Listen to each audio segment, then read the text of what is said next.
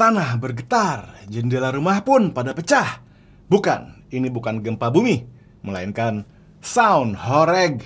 Fenomena yang satu ini lagi viral banget khususnya di Jawa Timur. Tapi ada yang suka, ada juga yang protes. Yuk kita bahas. Sebelum kita masuk lebih jauh mengenai apa itu sound horeg, kita lihat dulu asal-usulnya tuh dari mana. Sound horeg ini populer di Indonesia itu sejak tahun 2014-an kira-kira ya. Tapi akarnya itu udah lebih lama lagi ya, di Jamaika sejak tahun 50-an. Mereka punya apa yang disebut sebagai sound system culture, di mana para DJ itu bikin pesta jalanan dengan speaker segede-gede gaban ya, yang ditaruh di atas truk. Itu yang disebut sebagai tradisi sound clash ya di Jamaika ya, di mana mereka adu kencang-kencengan dan juga adu rame-ramean. Akhirnya semangat ini nyampe juga ke Indonesia. Ya bisa dibilang ini merupakan apa ya, hiburan rakyat, diskotek jalanan ya.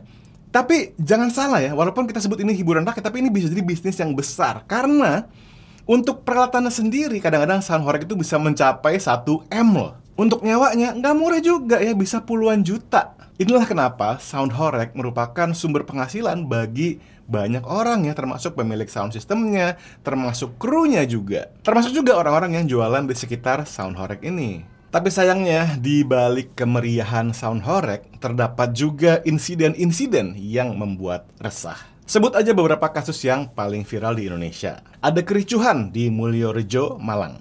Seorang warga protes karena anaknya sedang sakit, nggak bisa istirahat ketika sound horeg ini lewat. Ketika minta dikecilin, bukannya dilakuin, malah terjadi adu mulut hingga berujung pengeroyokan. Videonya viral kemana-mana, sampai polisi harus turun tangan. Nggak cuma itu, MUI bahkan sampai mengeluarkan fatwa haram. Ada juga ya, saya lihatnya serem banget sih, dimana ada kecelakaan, itu truk sound systemnya itu roboh, ngejatohin warga. Ya Allah, sampai makan korban jiwa. Bahkan, saya yakin kamu juga pernah lihat ya, ada video kru sound horeg ini ngerusak fasilitas jalan supaya truk mereka bisa lewat. Kanopi rumah lah dirusak, pagar jembatan lah. Karena kan itu truk gede banget ya, jadi kadang-kadang mesti ngerusak fasilitas umum gitu loh biar bisa lewat. Sekarang nih, sebagai vocal coach dan juga sebagai musisi, saya juga mau ngebahas sisi gelap dari masalah audionya sound horeg ini. Guys, suara dari sound horeg ini bisa mencapai 135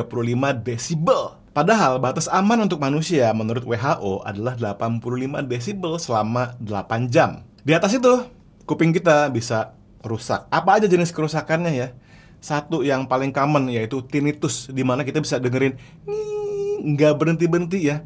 Ada yang cuma sementara, ada yang terus-terusan dengerin di kupingnya. Aduh. Bahkan kerusakan pendengaran ini bisa sampai tuli permanen, guys. Nggak cuma kuping kita dong yang rusak ya, tapi properti bisa rusak bukan karena dirusak sama kru, tapi sama getaran sound bass. Yang udah kejadian dan juga udah kita lihat videonya adalah dinding retak ya, genteng pada jatuh, dan jendela kaca pada pecah akibat getaran dari audionya. Ya karena berbagai masalah ini akhirnya MUI Jatim ngeluarin fatwa haram. Tapi nggak full haram ya, ada syaratnya. Menurut MUI, sound horeg haram jika 1. Berlebihan atau melampaui batas wajar, 2. Diiringi maksiat seperti joget-joget erotis atau minum-minuman keras, 3. Mengganggu ketertiban dan kenyamanan warga, 4. Ya tadi, mengancam kesehatan ya, terutama pendengaran, dan 5. Merusak fasilitas umum ataupun pribadi. Jadi yang diharamkan itu yang merugikan orang ya guys ya. Jadi kalau sound system biasa buat acara, buat hajatan, buat kawin itu boleh.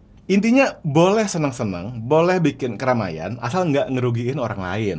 Terus menurut saya solusinya gimana ya? Gini loh, saya ngerti ya bahwa rakyat tuh butuh hiburan, ya nggak sih? Dan sound horeg sudah terbukti itu bisa menghibur banyak orang. Jadi kalau dihentiin total juga bukan solusi. Dan juga kan seperti saya bilang di awal tadi, ini merupakan sumber pencaharian buat banyak orang, terutama pemilik sound, kru, pedagang-pedagang. Jadi kuncinya bukan diberhentiin, tapi regulasi. Dan juga transformasi gimana kita memandang atau melihat sound horeg ini. Dari sisi pemerintah ya, atau regulasi ya untuk penyelenggara. Contohnya, setiap daerah yang menyelenggarakan sound horeg harus punya semacam standar ya. Jadi peraturan yang standar yang harus diikuti. Nomor 1 menurut saya volume, oke? Berapa desibel diizinkan Dan itu harus standar. Jangan yang satu berapa desibel, yang satu nanti orang pada nggak mau ngikutin. Ini harus standar semuanya, misalkan 85 sampai 90 desibel, dan durasinya jangan terlalu lama ya untuk menjaga kesehatan telinga para warga sekitar. Pakai alat buat ngukur desibel itu banyak available ya. Bahkan pakai handphone pun kayaknya bisa deh ngukur berapa desibel besarnya sound ini. Yang berikutnya, rute sound horeg itu mesti di planning dengan benar ya. Harus dikasih tahu dari jauh-jauh hari sebelumnya, supaya polisi, pihak pengamanan itu bisa ngatur rutenya biar nggak ngerugiin fasilitas umum, dan orang-orang yang dilewatkan juga udah tahu bahwa oh, tanggal segini, jam segini akan lewat sound horeg. Jadi nggak ada lagi yang keributan. Terus ini mungkin agak sulit ya, tapi kalau bisa diwajibin asuransi sih. Karena kan mereka bisa ngerusak yang tadi ya, ngerusak fasilitas umum, bisa ngerusak kesehatan, bisa ngerusak kaca pecah segala macam, itu kalau bisa diasuransiin. Gunanya buat apa? Buat ganti rugi kalau ada kerusakan, ya kan? Dan yang terakhir ini mungkin lebih mudah, yaitu ada batas jam malam. Oke? Masa kita mau sound horeg kan sampai jam 3 pagi, kayaknya terlalu berlebihan ya.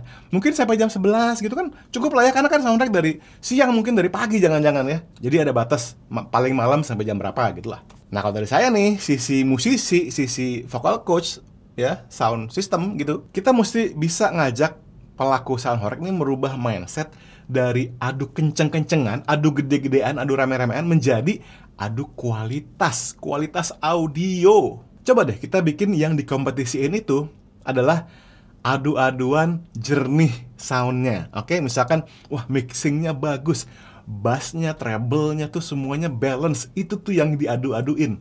Atau dari sisi visualnya, ya kan, desain truk paling keren, ya kan, speakernya mungkin dihias, ada warna-warna yang menarik, ada hiasan-hiasan yang bikin orang juga tertarik untuk nonton, untuk lihat. Jadi dari sisi visual maupun dari audio bisa dibikin adu-aduan yang lebih positif dan juga kreatif. Dan ini saya nggak tahu apakah udah ada apa enggak ya, tapi pelaku sound horeg ini mesti punya semacam asosiasi. Kayaknya ada deh, saya pernah baca di berita ya, ada ketika mereka melawan fatwa haram tuh mereka punya semacam asosiasinya. Nah itu mesti lebih sering ngumpul, lebih sering ngobrol gimana caranya biar sound horeg ini tetap menjadi hiburan yang positif dan menyenangkan ya, tanpa ada atau meminimalisir segala macam risiko yang bisa terjadi. Jadi kesimpulannya guys ya, sound horeg itu merupakan fenomena budaya yang kompleks ya kan.